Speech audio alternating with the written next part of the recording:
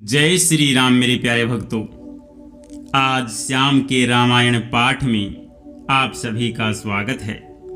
आइए शुरू करते हैं रामचरितमानस बालकांड के 345वें दोहे के हिंदी अनुवाद से।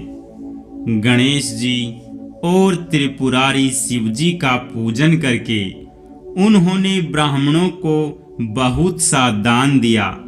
वे ऐसी परम प्रसन्न हुई मानो अत्यंत दरिद्री चारों पदार्थ पा गया हो।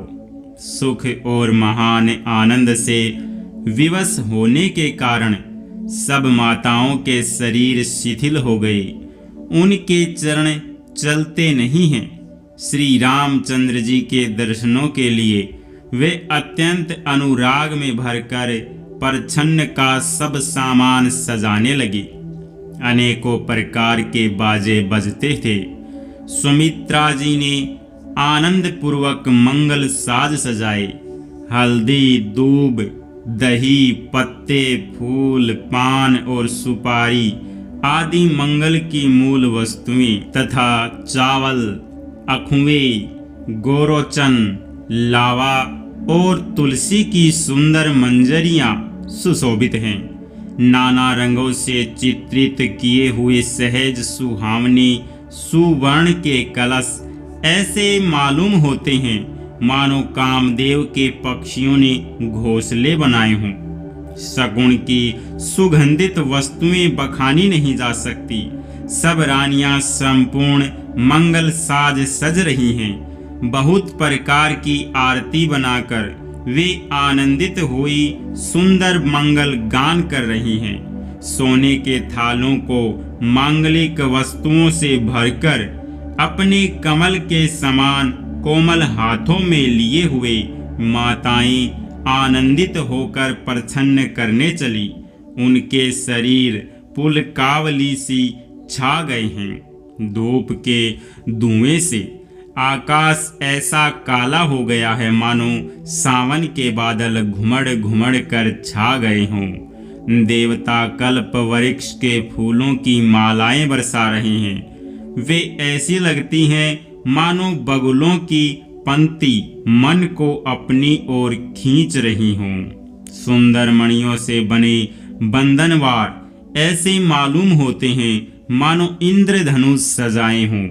अटारियों पर सुंदर और चपल स्त्रियां प्रकट होती हैं और छिप जाती हैं। वे ऐसी जान पड़ती हैं मानो बिजलियां चमक रही हों। नगाड़ों की ध्वनि मानो बादलों की घोर गर्जना है। याचकगण पपीहे, मेंढक और मोर हैं। देवता पवित्र सुगंध रूपी जल बरसा रहे हैं जिससे खेती के समान नगर के सब स्त्री पुरुष सुखी हो रहे हैं। प्रवेश का समय जानकर गुरु वशिष्ठ जी ने आज्ञा दी। तब रघुकुल मणि महाराज दशरथ जी ने शिव जी, पार्वती जी और गणेश जी का स्मरण करके समाज सहित आनंदित होकर नगर में प्रवेश किया। सगुन हो रहे हैं। देवता दुधुम्बी बजा बजा कर फूल बरसा रहे हैं। देवताओं की स्त्रियां आनंद होकर सुंदर मंगल गीत गा गा कर नाच रही हैं। मागध, सूत, भाट और चतुर नट तीनों लोकों के उजागर सबको प्रकाश देने वाले परम प्रकाश स्वरूप श्री रामचंद्र जी का यश गा रहे हैं। जय ध्वनि तथा वेद की निर्मल श्रेष्ठ वाणी सुंदर मंगलों से सनी हुई दसों दिशाओं में सुनाई पड़ रही है। बहुत से बाजे बजने लगे।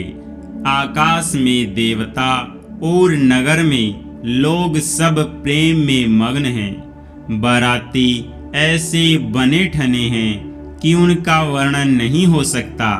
परम आनंदित हैं। सुख उनके मन में समाता नहीं है। तब अयोध्या वासियों ने राजा को वंदना की। श्री रामचंद्र जी को देखते ही वे सुखी हो गए। सब मणियां और वस्त्र निछावर कर रहे हैं। नेत्रों में प्रेमाश्रुओं का जल भरा है और शरीर पुलकित है। नगर की स्त्रियां आनंदित होकर आरती कर रही हैं और सुंदर चारों कुमारों को देखकर हर्षित हो रही हैं।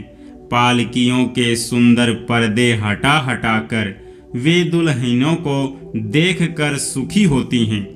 इस प्रकार सबको सुख देते हुए राजद्वार पर आए। माताएं आनंदित होकर बहुओं सहित कुमारों का प्रसन्न कर रही है। वे बार बार आरती कर रही हैं। उस प्रेम और महान आनंद को कौन कह सकता है।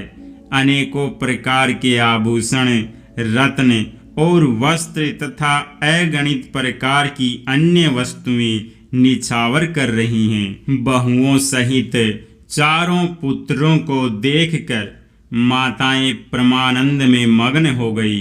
सीता जी और श्री राम जी की छवि को बार बार देखकर वे जगत में अपने जीवन को सफल मानकर आनंदित हो रही हैं। सखियां सीता जी के मुख को बार बार देखकर अपने पुण्यों की सराहना करती हुई गान कर रही हैं। देवता क्षण क्षण में फूल बरसाते, नाचते गाते तथा अपनी अपनी सेवा समर्पण करते हैं।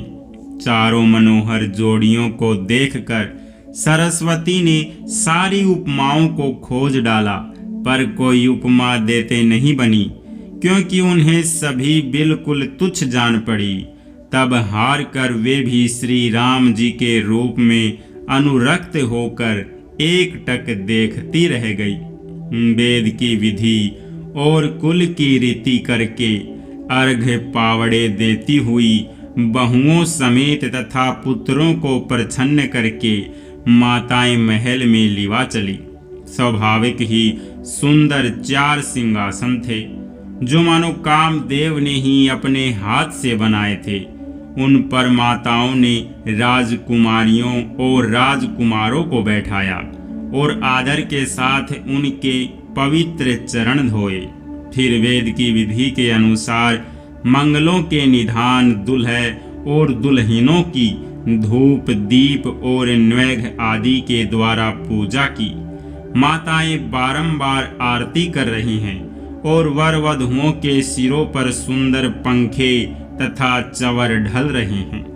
अनेकों वस्तुएं निछावर हो रही हैं। सभी माताएं आनंद से भरी हुई ऐसी सुशोभित हो रही हैं मानो योगी ने परम तत्व को प्राप्त कर लिया, सदा के रोगी ने मानो अमृत पा लिया, जन्म का दरिद्री मानो पारस पा गया, अंधे को सुंदर नेत्रों का लाभ हुआ, गूंगे के मुख में मानो सरस्वती आविराजी और सूरवीर ने मानो युद्ध में विजय पाली। इन सुखों से भी 100 करोड़ गुना बढ़कर आनंद माताएं पा रही हैं, क्योंकि रघुकुल के चंद्रमा श्री राम जी विवाह करके भाइयों सहित घर आए हैं। माताएं लोक रीति करती हैं और दुल्हे दुल्हने सकुचाते हैं। इस प्रकार आनंद और विनोद को देखकर श्री रामचंद्र जी मन ही मन मुस्कुरा रहे हैं। जय श्री राम। मेरे प्यारे भक्तों, आज के रामायण पाठ को यहीं पर विश्राम करते हैं। मिलते हैं कल सुबह के रामायण पाठ में। तब तक के लिए आप सभी को जय जय सिया राम।